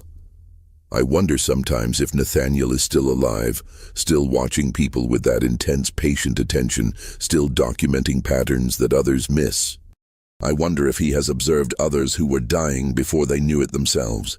I wonder if the power he demonstrated, the power of sustained observation, is something that could be taught, or if it requires a particular temperament, a particular dedication that most people cannot maintain. These are uncomfortable questions, but the most important questions usually are. Dr. Sullivan died in 1865, 2 years after writing that entry, of typhoid fever contracted while treating soldiers. His medical journals were preserved by his family and eventually donated to the University of Virginia, where they remain available to researchers. In 1893, a doctor in Charlottesville named Theodore Harrison published a medical paper in a regional journal titled Unusual Cases of Mortality in Albemarle County, Virginia, 1840-1870. Among the cases he examined was William Hartwell's death. Dr. Harrison had access to Dr. Sullivan's medical journals and had also interviewed several people who still remembered the events of 1851. Dr. Harrison's analysis of the case proposed what he called a psychosomatic etiology. The case of William Hartwell presents a fascinating example of what may occur when a patient becomes convinced of his own approaching death. We know now through the work of researchers into nervous disorders and the mind-body connection that psychological states can manifest in physical symptoms. Fear, dread, anxiety, and despair can produce genuine physiological effects. Elevated heart rate, suppressed appetite, disrupted sleep, weakened immune response, and potentially even more severe systemic failures. I propose that William Hartwell, upon learning of his servant's prediction and upon examining the ledger that documented his gradual decline, became so psychologically burdened by the knowledge of his supposed approaching death that he essentially stopped fighting whatever physical processes were occurring in his body. The prediction became self-fulfilling, not through mystical means, but through the power of belief and the abandonment of the will to live. This is not to say that Nathaniel somehow wished his master to death or cursed him. Rather, Nathaniel's accurate observation of early symptoms, his prediction based on those observations, and his making the master aware of both the observations and the prediction, created a psychological burden so overwhelming that it contributed to or accelerated the physical decline. In essence, William Hartwell may have died partially of awareness of his own mortality made so explicit and undeniable that he could not maintain the psychological resilience most people need to combat illness and deterioration. Dr. Harrison's theory was debated in medical journals for several years. Some physicians found it compelling, consistent with emerging understanding of nervous disorders and psychological factors in physical health. Others dismissed it as speculation, arguing that William Hartwell had died of some undiagnosed organic disease that would have killed him, regardless of his knowledge or psychological state. The debate was never definitively resolved. By the early 20th century, the case had faded from active medical discussion, remembered only as a curious historical footnote in regional medical literature. But in 1925, a psychologist at the University of Virginia named Dr. Helen Carrington encountered the Hartwell case while researching historical medical records and became fascinated by its psychological dimensions. Dr. Carrington wrote several articles exploring what she called the burden of being known. The Hartwell case illuminates a profound psychological truth. We are all, to some degree, strangers to ourselves. We live with comfortable illusions about our health, our capabilities, our futures. We ignore symptoms, rationalize declines, avoid confronting evidence of our own deterioration. This self-deception is not necessarily pathological. It may be adaptive, allowing us to function without being paralyzed by awareness of our own mortality and limitation. But what happens when someone strips away those comfortable illusions? What happens when someone sees us more clearly than we see ourselves, documents that seeing in undeniable detail, and forces us to confront the truth of our own condition? Nathaniel did this to William Hartwell. He saw Hartwell completely, more completely perhaps, than Hartwell had ever been seen by anyone, including himself. And that complete seeing, that exhaustive knowing, became unbearable. Hartwell could not maintain his previous illusions once they had been so thoroughly dismantled by Nathaniel's observations. This raises profound questions. Is it possible to know someone too well? Is there such a thing as too much attention, too much observation, too thorough documentation? Can the act of being completely seen become a form of violence, even when no physical harm is intended or inflicted? I believe the answer may be yes. Humans need a certain amount of privacy, not just from others, but from themselves. We need to not notice every small decline, every tiny symptom, every minor failure. We need comfortable ignorance to maintain psychological equilibrium. Nathaniel stripped William Hartwell of that ignorance. He made Hartwell see himself as Nathaniel saw him, as a body gradually failing, a pattern leading inevitably toward death. And that knowledge, that complete awareness, may have been more than Hartwell could psychologically survive. Dr. Carrington's articles generated renewed interest in the case, leading her to conduct oral history interviews with elderly people who might have known individuals involved in the events. It was through this research that she encountered Ruth, the 93-year-old woman mentioned earlier, whose mother had known Nathaniel. Dr. Carrington's interview with Ruth, conducted in 1917 and preserved in her research notes, included Ruth's account of what her mother had told her about Nathaniel's motivations. Mama said she asked Nathaniel once why he watched Master Hartwell so close, why he wrote down all those things about the man's life. And Nathaniel told her, at least this is what Mama said he told her, that it was because Master Hartwell would never see himself. That people like him go their whole lives surrounded by mirrors and still don't see themselves. They look at colored people and see property. They look at each other and see competitors or allies. But they never truly see themselves, what they really are, what they're really doing, where they're really going. So Nathaniel watched him and wrote it all down. He held up a mirror that showed Master Hartwell what he really was, just a man like any other, getting weak like any other, heading toward death like any other. He needed someone to see that, even if he didn't want it seen. Mama asked him, "What happens when you show someone that mirror?" And Nathaniel said, "Then they can't look away. Once a man knows he's truly seen, truly known, he can't go back to not knowing. That's not curse or poison, that's just truth, and truth changes everything." Dr. Carrington noted in her research journal that she could not verify whether Ruth's memory was accurate, whether her mother had accurately remembered Nathaniel's words, or whether Nathaniel had actually said those things at all. By 1917, 66 years after the events, memory had had plenty of time to distort, embellish, or create narratives that felt true, even if they weren't precisely factual.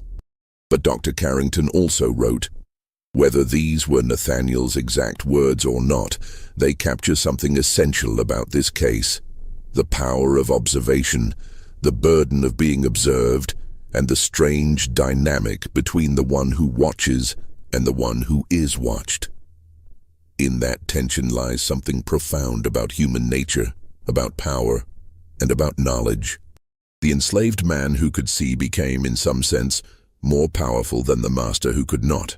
That inversion of expected power dynamics may be the most revolutionary aspect of this entire story. Modern scholars examining the Hartwell case have been particularly interested in its racial dynamics. The fact that an enslaved black man observed, documented, and predicted the death of his white master, claiming a form of knowledge and power that the slave system was explicitly designed to prevent. Dr. James Morrison, an African-American historian at Howard University, wrote in 1967, "Nathaniel's patient documentation of William Hartwell's decline represents a remarkable claim of agency within a system designed to deny enslaved people all forms of agency. He could not free himself. He could not leave the plantation. He could not protect himself from sale or separation from family. He could not vote, own property, or determine his own life path. But he could observe. He could think. He could understand. He could accumulate knowledge. And ultimately he could use that knowledge in ways that gave him a form of power that his master could neither comprehend nor control. This is subtle resistance. Not violent rebellion, not escape, not even overt defiance. But it is resistance nonetheless. Nathaniel claimed the right to see his master completely, to know his master thoroughly, to understand his master's patterns in ways the master did not understand himself. In a system built on the premise that slaves were objects to be observed and managed by masters, Nathaniel reversed that dynamic. He made his master the object of study. He turned his master into a specimen to be documented and analyzed. That reversal, the watched becoming the watcher, is profoundly threatening to any system of domination. It suggests that the power to observe and know is not inherent to social position, but can be claimed by anyone who develops the discipline to sustain attention and the skill to recognize patterns.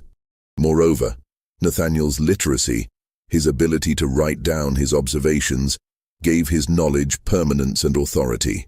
He created a written record of his master's life and death. In a system that denied slaves the right to literacy, specifically because written records convey power and legitimacy, Nathaniel's ledger was an act of profound resistance. Was Nathaniel conscious of the political dimension of what he was doing? We cannot know. Perhaps he thought of himself simply as someone driven to observe and document. But the effect was political, whether he intended it or not. He claimed knowledge. He claimed the authority to interpret that knowledge. He claimed the right to speak truth to his master. These were all fundamentally subversive acts within the context of slavery. Other scholars have noted that the story of Nathaniel and William Hartwell circulated not just among white Virginians, but also through black communities, where it took on different meanings. In oral traditions preserved in African American families, Nathaniel was sometimes portrayed as a hero, a man who used intelligence and observation as weapons against his oppressor, who saw through the pretenses of white supremacy to recognize that masters were just as mortal and vulnerable as anyone else. But Nathaniel was also portrayed with ambivalence in some of these traditions. His patient watching, his cold documentation, his willingness to tell his master about approaching death, these were sometimes seen as unsettling, even cruel, even by people who had no sympathy for slaveholders. There was something disturbing in that level of detached observation, that reduction of a human being to patterns and data, regardless of whether the person being observed was master or slave. The story made people uncomfortable, said Dr. Angela Richardson, who researched African American oral histories in Virginia in the 1990s. Even people who understood why Nathaniel might want to observe his master closely, who recognized it as a form of claiming power in a powerless situation, even they felt uneasy about how he did it. That cold, systematic watching, that ledger full of meticulous notations, that accurate prediction delivered without emotion. It was effective, but it was also chilling. It raised questions about what we become when we watch others so thoroughly, even if we have good reasons for watching.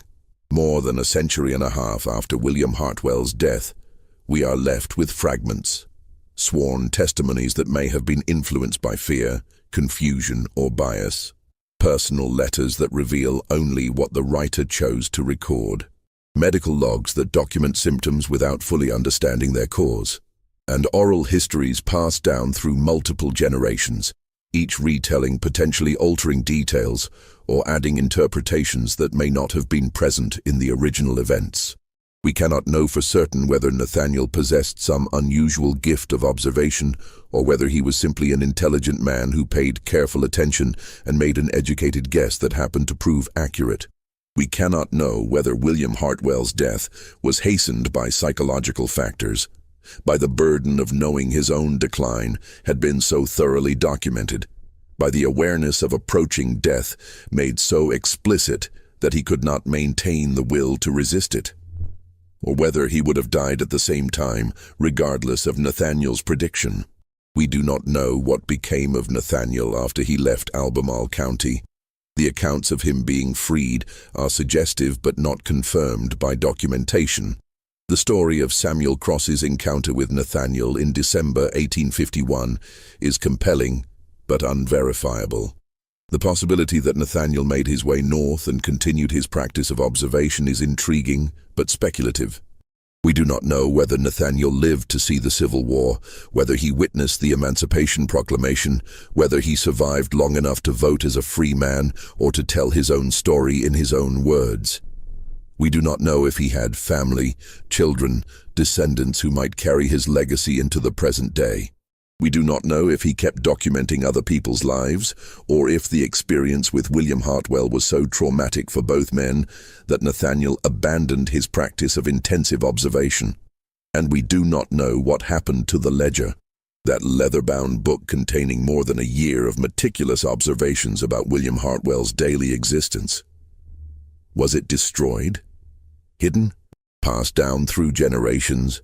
Does it sit in an attic somewhere, unrecognized for what it is? Did Nathaniel keep it as Samuel Cross reported, carrying it with him into freedom? Or was it lost in the chaos of war and emancipation, one more artifact of slavery's complex legacy that has disappeared from the historical record? What we do know, what the testimonies and letters and medical logs all confirm, is this.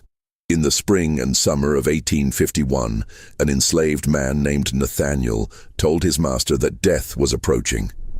He showed evidence of this approach through pages of meticulous observations documenting a pattern of decline that Nathaniel had been tracking for more than a year.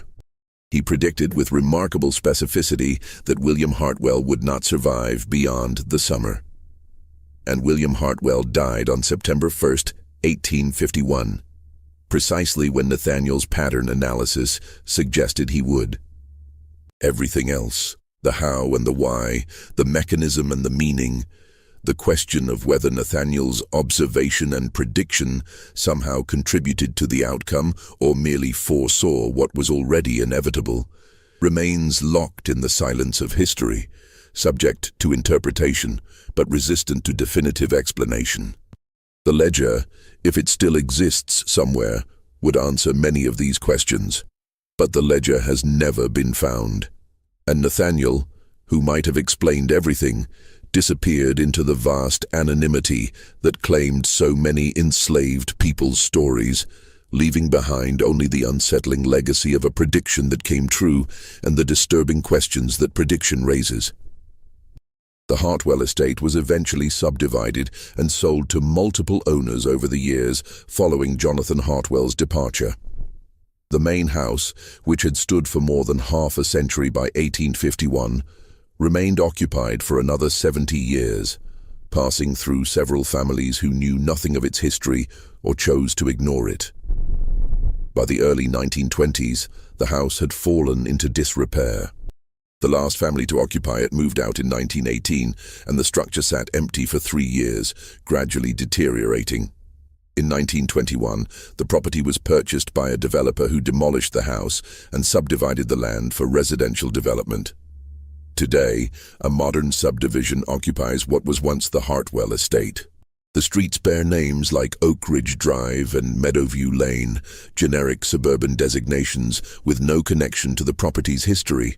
The residents who live there are likely unaware that they walk daily over ground where William Hartwell once inspected his fields, where Nathaniel once sat recording his meticulous observations, where a disturbing drama of observation and prediction unfolded more than 170 years ago.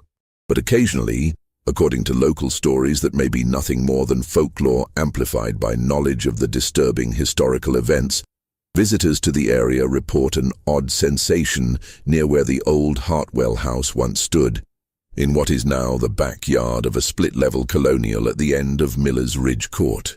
They describe feeling watched, observed with intense attention, as though someone is taking careful note of their every movement, every expression, every tiny detail of their presence. Most dismiss this as suggestion, the power of knowing a disturbing story about a place. The human imagination is powerful, especially when primed with tales of uncanny observation and accurate predictions of death. But a very few, claim something more specific. They say that in quiet moments, in the early morning hours just before dawn, they sense something like patience in that place. The patience of someone who knows how to watch, how to wait, how to accumulate data over time until patterns become visible. The patience of someone who sees not just what is, but what is becoming. And in that patience, they recognize something both ancient and immediate. The simple, terrifying power of being truly seen. The story of Nathaniel and William Hartwell remains, like so much history, a question rather than an answer. But it is a question that continues to disturb those who encounter it, because it asks something fundamental about human nature and human relationships. What does it mean to be observed so completely that your own patterns become visible, your own trajectory clear, your own ending predictable? Can sustained attention become a form of power more potent than physical force? Is there such a thing as being known too well, seen too clearly? And could any of us bear that knowledge if someone showed it to us, written down in careful, methodical detail? These are not comfortable questions, but the most important questions rarely are. And like Nathaniel's ledger, real or imagined, destroyed or hidden, lost to time or waiting somewhere to be discovered, they remain open, waiting for someone to read them closely enough to understand what they reveal about observation, power, knowledge, and the strange, unsettling relationship between the one who watches and the one who is watched.